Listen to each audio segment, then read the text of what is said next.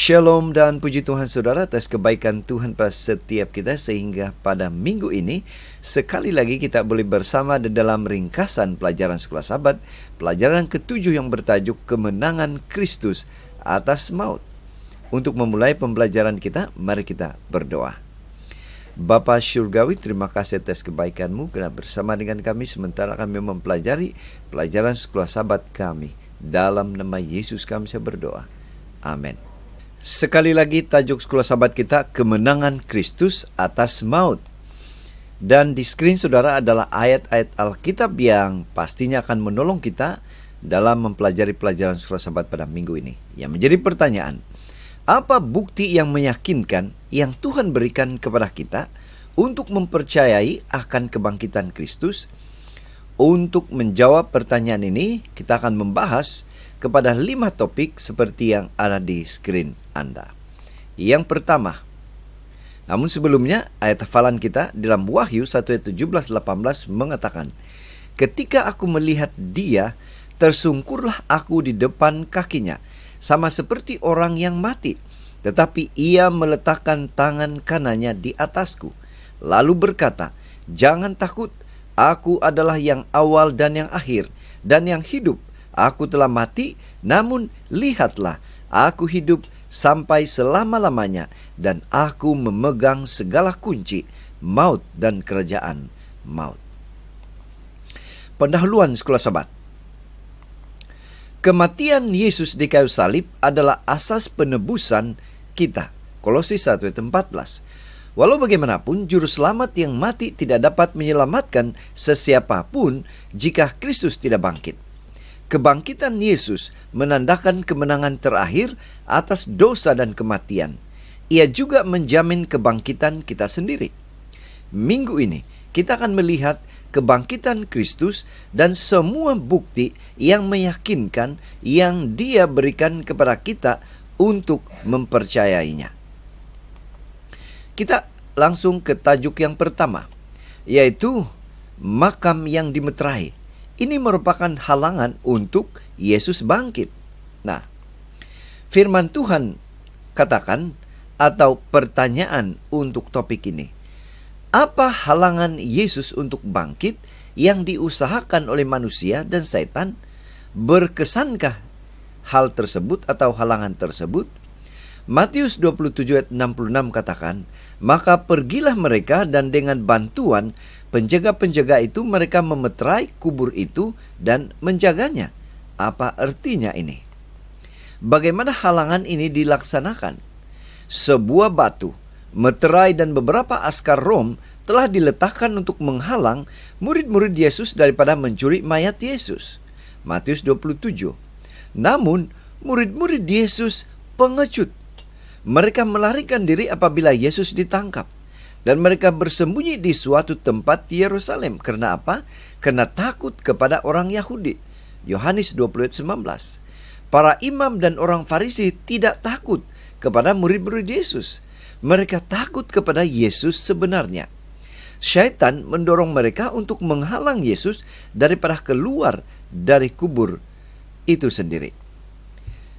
Pena Inspirasi mengatakan, misi Kristus seolah-olah sudah berakhir dan malah gagal. Penglihatan manusia dengan kematiannya di kayu salib. Setan berjaya menghasut Yudas untuk mengkhianati juru selamat, dan ketua imam serta para tua-tua untuk menuntut kematiannya. Selepas Yesus ditangkap, semua murid meninggalkan Dia dan melarikan diri. Matius 26 ayat 56. Dan Petrus menyangkal Dia 3 kali. Matius 26, 69, 75. Sekarang Yesus sedang berbaring di dalam kubur yang dipahat dari batu, ditutup dengan batu besar dan dimeterai, dikawal oleh tentara Rom, dan diawasi oleh kuasa iblis yang tidak kelihatan.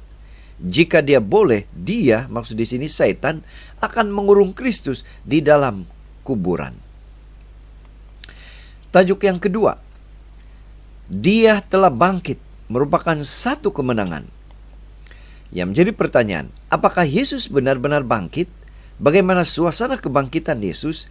Siapakah yang terlibat secara langsung dalam kebangkitan Yesus?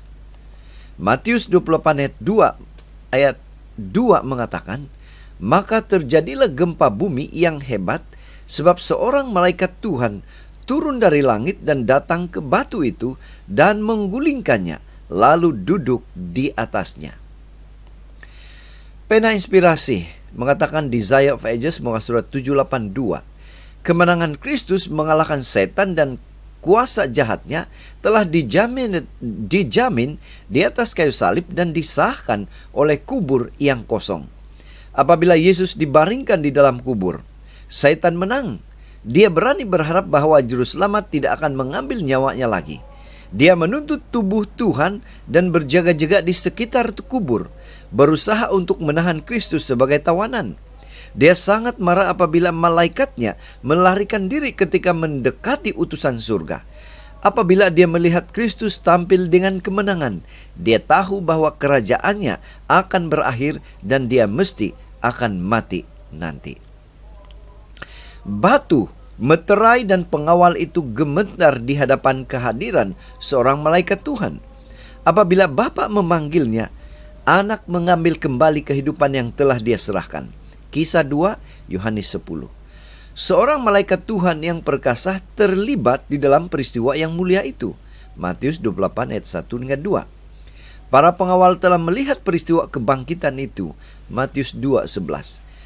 Nah, apa yang dilakukan oleh para imam atau penatua-penatua apabila mengetahui kebangkitan Yesus? Para penatua merasuah para pengawal untuk membuat orang ramai percaya perkara yang mustahil, yaitu bahwa askar-askar pengawal kubur telah tertidur dan murid-murid Yesus telah mengalihkan batu yang kuat dan bising itu dan membawa mayat Yesus bersama mereka. Matius 28:11-15. Percobaan yang gagal untuk menghalang kemenangan Yesus hanya berjaya membuat beberapa askar yang takut mengisytiharkan bahwa Yesus telah bangkit. Kristus keluar dari kubur dengan dimuliakan dan pengawal Rom melihat. Ellen White, Desire of Ages 780.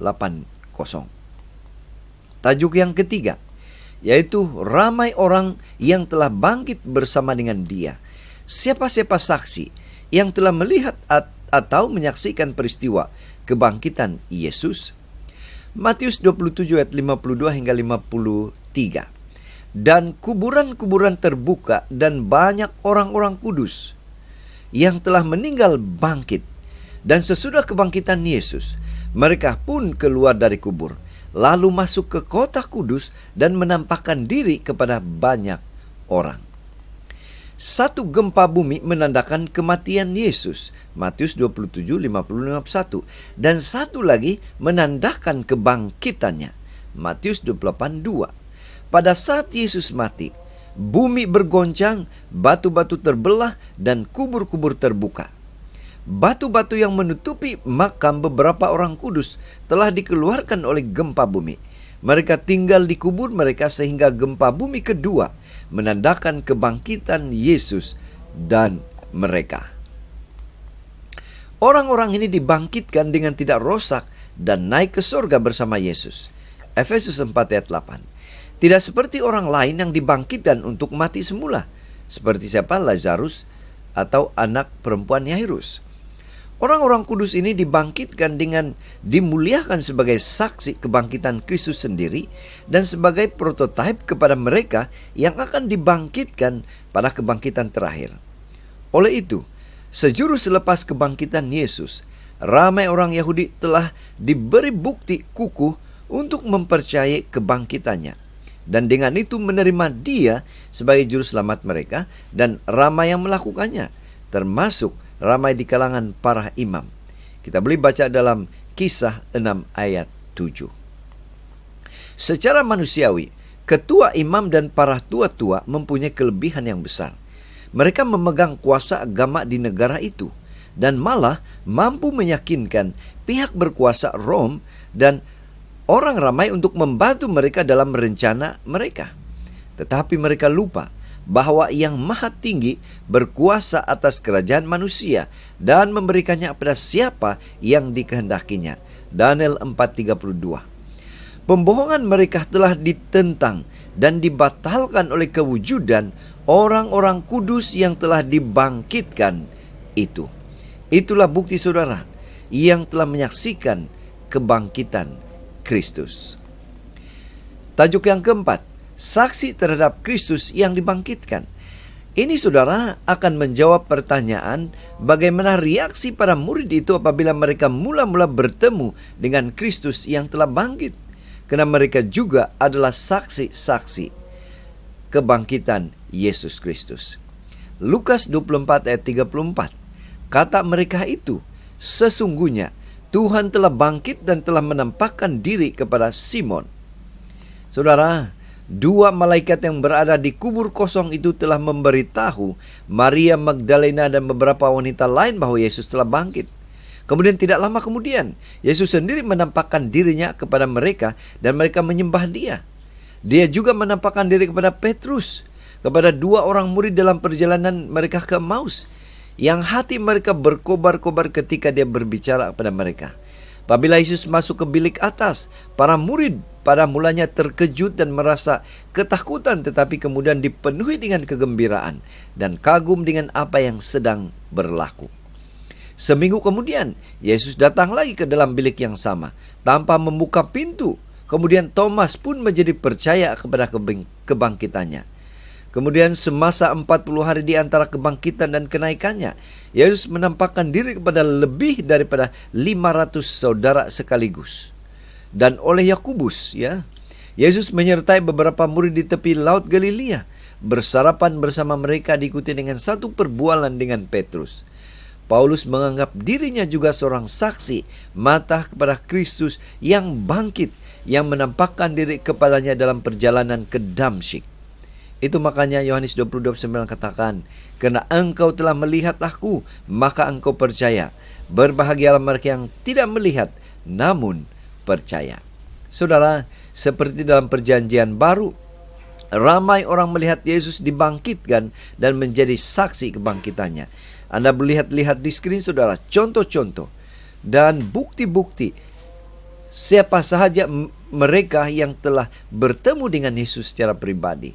Matius 28, Matius kemudian pengawal Romawi, Maria Magdalena, murid-murid Yesus dalam perjalanan ke Emmaus, Petrus sendiri, Thomas, lebih daripada 500 orang dalam 1 Korintus, Yakobus, saudara Yesus, Paulus sendiri. Saudara, apa yang menjadi aplikasi untuk kita? Kita juga menjadi saksi kebangkitannya dengan iman. Yohanes 20:29. Tajuk yang kelima terakhir, yang pertama daripada kalangan orang yang telah mati. Yang menjadi pertanyaan, apa kesan jika Yesus tidak bangkit? Dalam pengertian apakah Paulus merujuk kepada Kristus sebagai yang pertama daripada kalangan orang yang telah mati? 1 Korintus 15:20 katakan, tetapi yang benar ialah bahwa Kristus telah dibangkitkan dari antara orang mati sebagai orang sulung dari orang-orang yang telah meninggal. Persembahan daripada buah sulung adalah amalan pertanian orang Israel kuno yang memiliki kepentingan keagamaan yang mendalam. Ia adalah pengiktirafan suci Tuhan sebagai pemberi rezeki yang telah mengamanahkan kepada penatalanannya dengan tanah tempat tanaman tumbuh dan sedia untuk dituai. Kita boleh baca dalam Keluaran 23, Keluaran 34, dan Imamat 2. Kemudian Ulangan 26. Nah, hasil buah-buah yang pertama menunjukkan bahwa penuaian bukan saja bermula, tetapi juga menyatakan kualiti pada hasil tuaiannya. Buah sulung adalah persembahan kepada Tuhan. Buah pertama dan terbaik dari ladang telah dipersembahkan. Ulangan 26. Ia mewakili keseluruhan tuaian. Menurut Wayne Grudem, dalam menyebut Kristus sebagai buah sulung, Paulus menggunakan metafora daripada tuaian pertanian untuk menunjukkan bahwa kita akan menjadi seperti Kristus. Sama seperti buah sulung atau merasakan buah pertama hasil dari tanaman yang sudah masak, yang akan menunjukkan bagaimana keadaan hasil tuaian yang lain untuk tanaman yang sama itu. Demikian juga Kristus sebagai buah sulung, menunjukkan bagaimana jadinya tubuh kebangkitan kita kembali. pada tuaian akhir Tuhan nanti, Dia akan membangkitkan kita dari kematian dan membawa kita ke hadirat-Nya. Wayne Grudem, Systematic Theology, 1994, muka surat 615. Nah, menurut 1 Korintus 15, jika Yesus tidak dibangkitkan, iman kita adalah sia-sia. Tetapi yang luar biasanya, saudara, sejak Yesus dibangkitkan, mengesahkan kepada kita, kalau kita membaca ayat 14, khotbah kita itu benar dan masuk akal. Kemudian sejak Yesus dibangkitkan, kita bersaksi bahwa Tuhan itu benar. Ayat 16, kita percaya bahwa kita juga akan dibangkitkan. Ayat 17, kita memiliki iman bahwa dosa-dosa kita diampuni. Ayat 18, kita akan melihat lagi mereka yang telah mati. 19, kita memiliki harapan dalam kehidupan yang lebih baik. Saudara, akhirnya kebangkitan Yesus menjamin bahwa musuh terakhir, yaitu kematian, akan dikalahkan. 1 Korintus 15. Pena inspirasi menjelaskan kepada kita, Kristus bangkit dari antara orang mati sebagai buah sulung dari mereka yang telah tidur. Dia dilambangkan dengan berkas gelombang, dan kebangkitannya berlaku pada hari ketika berkas gelombang itu akan dipersembahkan di hadapan Tuhan. Selama lebih 1000 tahun, upacara simbolik ini telah dilakukan. Berkas yang dikhaskan kepada Tuhan melambangkan tuaian. Jadi Kristus, buah sulung, melambangkan tuaian rohani yang besar untuk dikumpulkan bagi kerajaan Tuhan. Kebangkitannya adalah jenis dan ikrar kebangkitan semua orang benar yang mati. Sebab jika kita percaya bahwa Yesus telah mati dan telah bangkit, demikian juga mereka yang telah tidur dalam Yesus akan dibawa Allah bersama-sama dengan Dia. 1 Tesalonika 4:14. Ini dalam Desire of Ages, chapter 81, muka surat 785. Jadi saudara, dari pelajaran Sekolah Sahabat kita pada minggu ini, kita boleh menyimpulkan bahwa salib adalah kemenangan Kristus atas dosa, atas kematian, dan setan, dan kebangkitannya adalah kemuncak peristiwa kemenangan itu. Kebangkitan Kristus adalah penting, karena kebangkitannya maka orang saleh juga dibangkitkan. Dia adalah kunci untuk membuka kubur. Ternyata banyak saksi dan bukti dalam Alkitab yang menyaksikan dan akan kebangkitan Yesus Kristus dari kubur. Zaman sekarang, zaman kita saat ini, hanya dengan iman kita percaya bahwa Yesus telah bangkit. Jadi saudara, sekian saja ringkasan pelajaran Sekolah Sahabat kita pada minggu ini. Semoga ini serba sedikit membantu kita di dalam mempelajari pelajaran Sekolah Sahabat kita. Tuhan memberkati kita. Mari kita berdoa. Bapa Surgawi, terima kasih karena Engkau hadir bersama dengan kami dan memberikan kami pengertian mengenai dengan pelajaran Sekolah Sahabat kami pada minggu ini. Dalam nama Yesus kami berdoa. Amin.